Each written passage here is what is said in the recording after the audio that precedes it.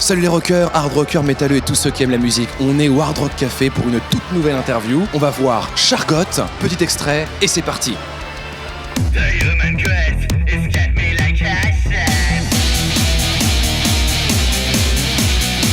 I resolved it by slashing attack. Comment ça va les gars? Super. Ravi de vous rencontrer au Hard Rock Café. Eh ben écoute, enchanté de même. Moi j'aimerais savoir si tu es le Chargot ou si c'est une créature qui vit en toi, un peu comme le symbiote dans Spider-Man avec Eddie Brock. C'est une créature qui vit en moi, effectivement. Je ne suis pas le Chargot, j'interprète le rôle du Chargot.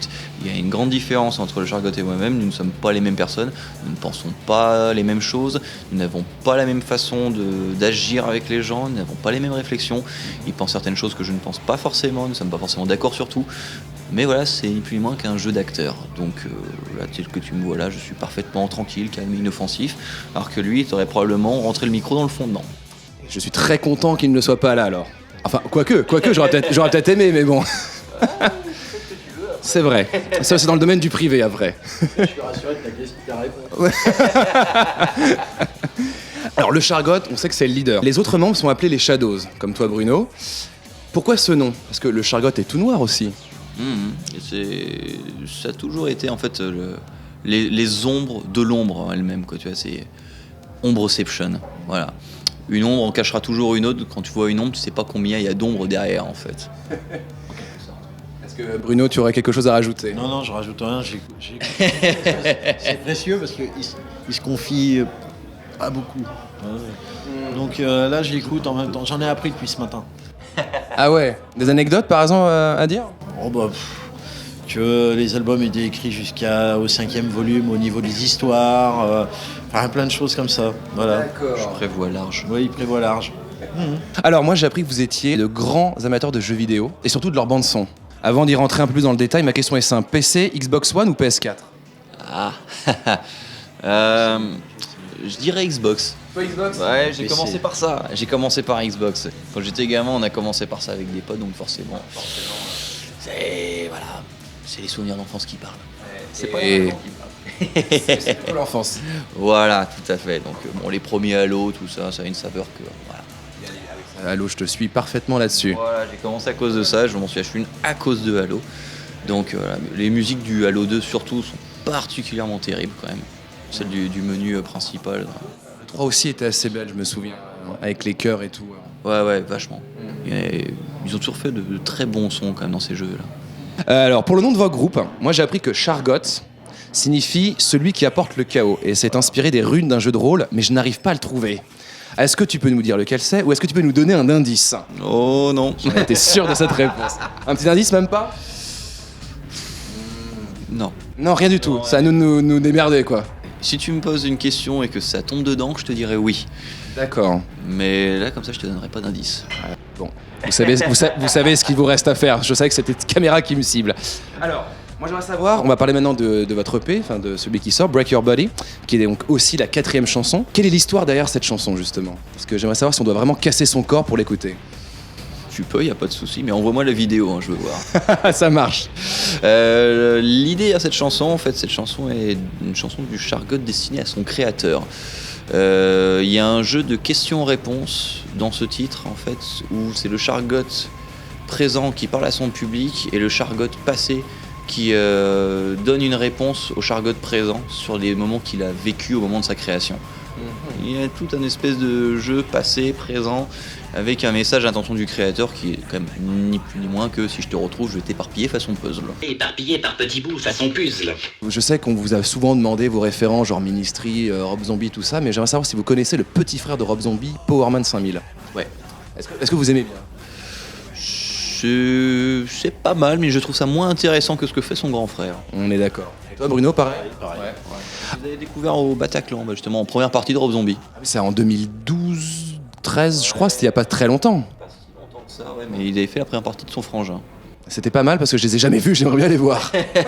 Bah, c'était pas mal, ça se défendait bien, mais bon, c'est mais bien quand- pour une première partie, quoi. Mais le grand frère est bien mieux, quoi.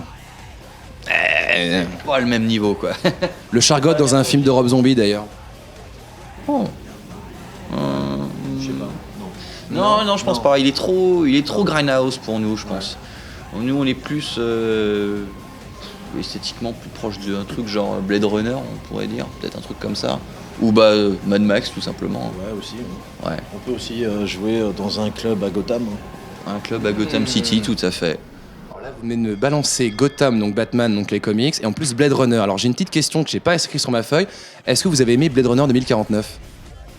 Pas vu encore. Ah, d'accord, on ne spoil pas. Moi, j'ai vu, alors j'ai trouvé beau, très très beau. Par contre, je trouve vraiment dommage que le scénario se tire des balles dans le pied en permanence. Ah mince, alors j'ai pas envie de spoiler pour Bruno, mais est-ce que tu sens spoiler où est-ce qu'il se tire pour toi ? De toute façon, c'est dès la première seconde du film, donc tu le verras direct. C'est dès le pré-générique. Ils disent bon alors voilà, il y avait des réplicants, ils ont fait une révolution, du coup on a décidé de les interdire. Mais on a décidé d'en refaire quand même. Et en fait, avant, ils avaient une durée de vie limitée à 3 ans. Maintenant, on a décidé de leur mettre une durée de vie humaine. Parce que bon, comme ça, quitte à se rebeller, autant maintenant qu'ils puissent avoir le temps de s'organiser. Hein. Peut-être que Descartes était aussi un répliquant. Et lui, il a vieilli. C'était avant le deuxième Blade Runner. Mais bon, ça, c'est les grands débats. Voilà, après, c'est du et si. À partir du moment où c'est pas vraiment dans le film, je me dis, bon, là, on peut extrapoler ce qu'on veut, mais là, tu me remarqueras que dans le pitch, quand même, ça sonne quand même sacrément con. Puis avec des scies, on coupe du bois, comme on dit. Oui, voilà, et pas que. Et pas que.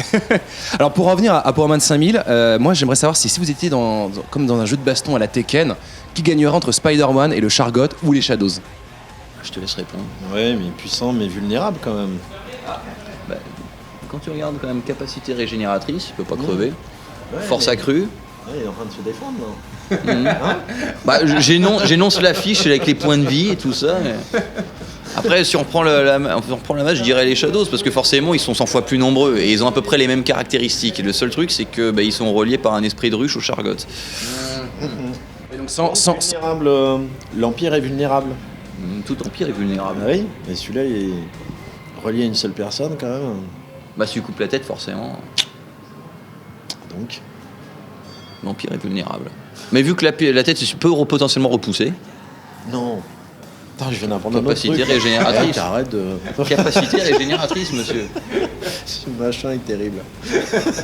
J'aimerais savoir si vous aimiez le glam metal, donc quelque chose qui n'a rien à voir avec votre style. Bien, c'est pas fini, Bruno. Je crois que j'ai eu ma réponse de la part des Shadows. Alors, Genre Motley Crue, Cinderella, Twisted Sister.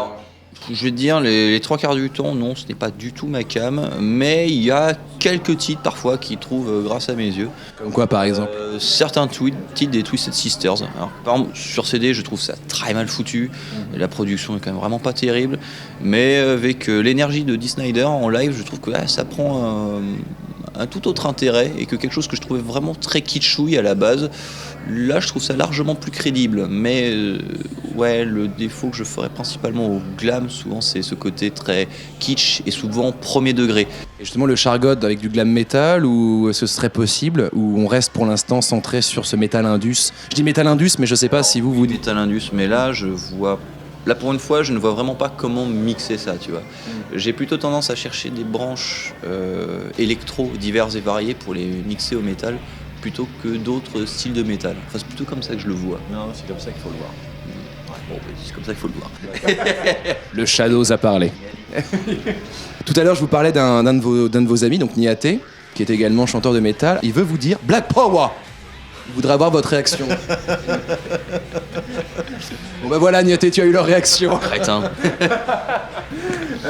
Alors, il sera ravi de vous inviter à venir foutre un joyeux bordel sur une chanson du prochain album de Trickstarland. Est-ce que vous êtes chaud pour faire une chanson avec lui? Bon, écoute, pourquoi pas. Et c'est pas la première fois que je fais des collaborations artistiques avec Yanis, et ça s'est toujours plutôt bien passé. Donc oui, avec grand plaisir. Bah voilà. Les Killers, ça se renouvellera vraiment avec grand plaisir. C'est quelqu'un qui a une voix assez incroyable. Il a un très grand talent et que j'estime beaucoup, en tout cas musicalement parlant et humainement parlant en tout cas. Et bien après tout ça, moi j'ai une petite dernière question, c'est je vous laisse regarder la caméra et je vous laisse dire si vous avez envie de conclure, rajouter quelque chose que j'aurais oublié de mentionner ou que vous auriez oublié de dire, lâchez-vous. Ou peut-être que le Chargot a envie de venir ou les Shadows ont envie de venir dire quelque chose. Merci pour votre présence. Voilà. Et on va continuer ensemble. Dindon. Merci. Voilà. Bah merci beaucoup les gars. Et je vous resserre la main à nouveau. Étienne et Bruno. Puis bah gros merde à vous pour la suite des interviews alors. Super, à plus les gars. Hop, et c'est coupé.